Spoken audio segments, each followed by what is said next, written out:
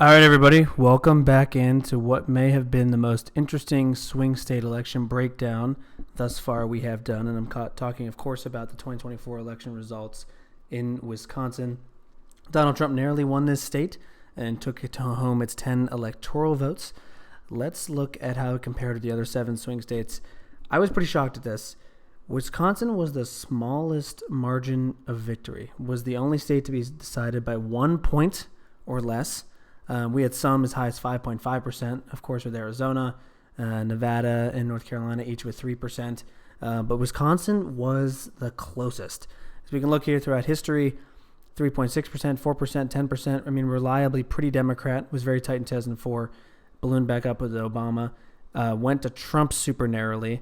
Back to Biden super narrowly. And then again, Trump to close with another victory under 1% margin.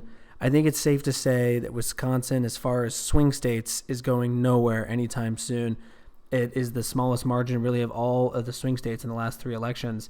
It is so tight every single time, and this was fascinating to deep dive and see exactly why Wisconsin went the way it did. Look at 2024. Again, here's the map.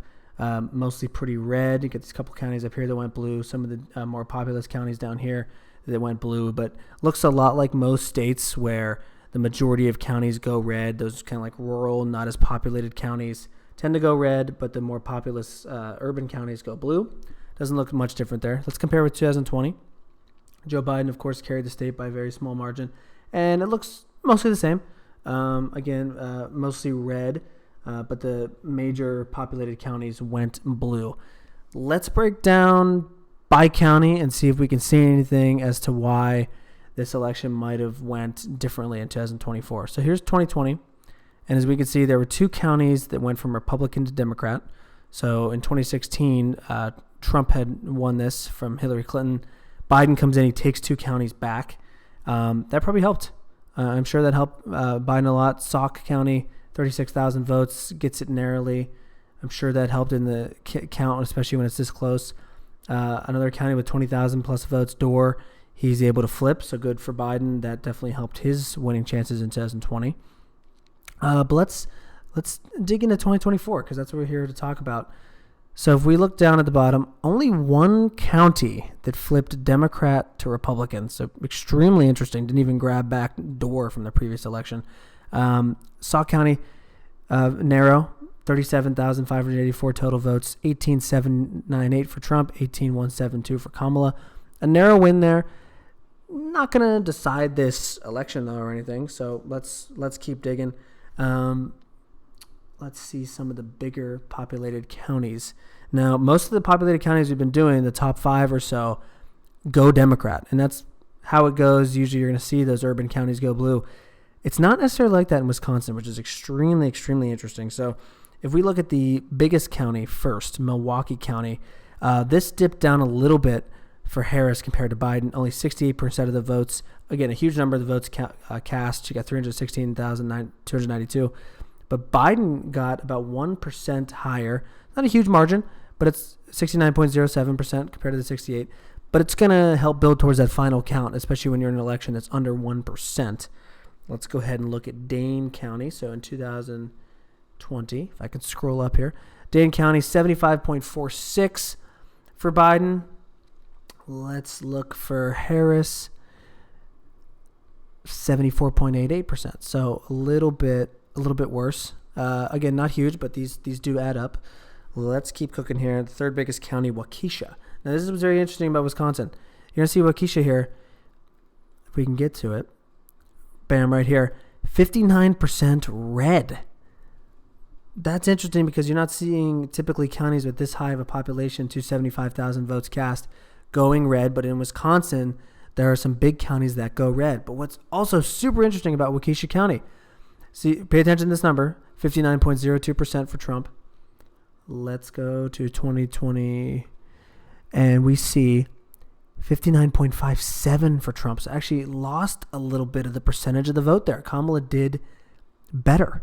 38.77% for Biden and 39.33% for Kamala. So that's I think that might be the only county I've seen so far in the entire election that actually Kamala did better than Biden. So shocking right there. You're thinking, oh, how did Kamala not win this state then? But let's keep digging. And remember, Milwaukee and Dane, which are bigger counties, went slightly towards Trump in red. Brown County, I'm pretty sure Brown County, 45.49% for Kamala, and I'm pretty sure it's the exact same for Biden. Let's get up here. 45.49%, so virtually no change there. Pretty insane. This is the exact same number. Let's finish with Racine County. Racine is another one of those that is a big county in terms of population, and it goes red, 52.33%, so that's good for Trump. Let's look down here what went well for Biden, or maybe what didn't go well. Racine County, there it is, 51.18% for Trump. Let's compare those. Okay, so Trump increased a little bit by about 1% in Racine County. So as you can see, 3 of those 5 counties, there was a shift towards Trump, and that is going to help his endeavor of winning. And again, we saw how close, 0.86%, about a 1.5 flip there is all it takes. And you start picking up some of those big votes in those big counties, you're going to see some good results, right? Let's talk a little bit about why maybe this happened in Wisconsin, right? My first point, what's shocking in looking at a lot of these demographic results and exit polls for national surveys and exit polls is it does seem to go that you could say men typically lean right, as you can see here. Women typically lean left. White typically lean right. Black typically lean left. Hispanic a little bit left. Others 55% red, 55% blue for Asian, right? Those are the trends. That's typically what you think. It's stunning. Wisconsin is actually the most white of the 7 swing states. It's the most white. It's about 80% white, significantly more than even like Georgia and Arizona and Nevada, where there's high Latino and black populations respectively that again lean blue. So it's kind of shocking to me that even Wisconsin is a swing state, because again it's significantly more white than a lot of these states that were up for grabs as swing states. So I can't believe that it was actually the closest margin of victory. If you're following those trends of hey, whites typically go at 57% red, you would really think that Wisconsin would have went higher than even like a North Carolina or a Nevada. So that was very interesting in analyzing this for Wisconsin. But again, let's look at national polls. 57% typically whites go red, and they were about 71% of the electorate roughly. Let's compare that with Wisconsin. Okay, again, it's a little bit shocking because it's actually a drop off, only 53%. So 4% drop off for whites in Wisconsin. So, I mean, what is leading to Trump winning? I mean, he won by such a small amount and turned the state by such a small amount, but Wisconsin actually being super white didn't really help the Republican Party or anything like that.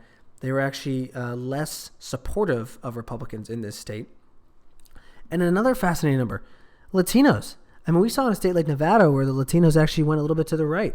60% of Latinos here vote blue, 51% on the national average. So again, another edge towards Democrats with whites and with Latinos. So how is Trump winning this? What's going on here?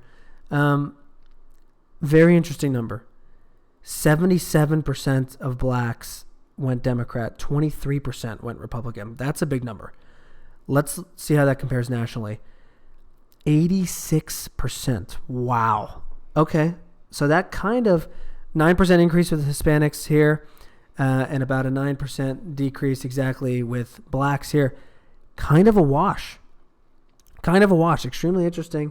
53% for white. Again, a small number there. What is causing this, right? Something I like to always look at is the independent. So how do you consider yourself? Independents, 49% for liberal. Okay, let's see where that compares nationally. Scroll down. 49% checks out. Although, a little bit of a Republican advantage here, and again, a state that was decided by less than 1 point. 46% for independents going red, 48% here. And look at the percentage, 36% of the people, a decent amount of the majority, 36% here compared with 34% nationally. So a little bit up in the percentage of independents being the voter population, and a little bit up in percentage of them going Republican. So that definitely helped Trump. We're starting to figure it out more and more here. But I was just so startled by this number, this big number for the black population in Wisconsin, because I started thinking whites seem to be more liberal in Wisconsin than nationally in national polls. And Latinos are definitely more liberal in Wisconsin. So what gives that this is even that close? Well, folks, let's go back to 2020. This is going to absolutely shock you. This stayed virtually the same, 52%. If anything, okay, a 1% increase for Trump. This stayed virtually the same, 60% for Hispanic. If anything, 1% increase for Trump, 37 to 38. Again, these all help the total. I think we might have just found what decided the election in Wisconsin. Again, only 6% of the vote, but this is a massive amount. 92% blue for blacks in 2020 in Wisconsin. Fast forward, 2024, 77%. That is huge. I mean, you were, let's go up to the top again. You were 6 points or so, I believe. Yeah, 6 points higher than a national average compared to 2024.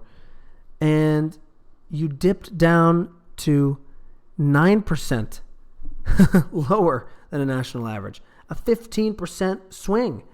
Trump gets 23% of the black vote in Wisconsin.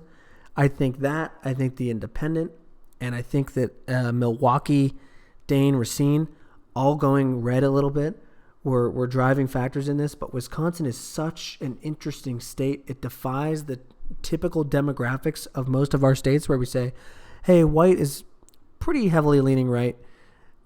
Hispanic is kind of tilt left, but it's close.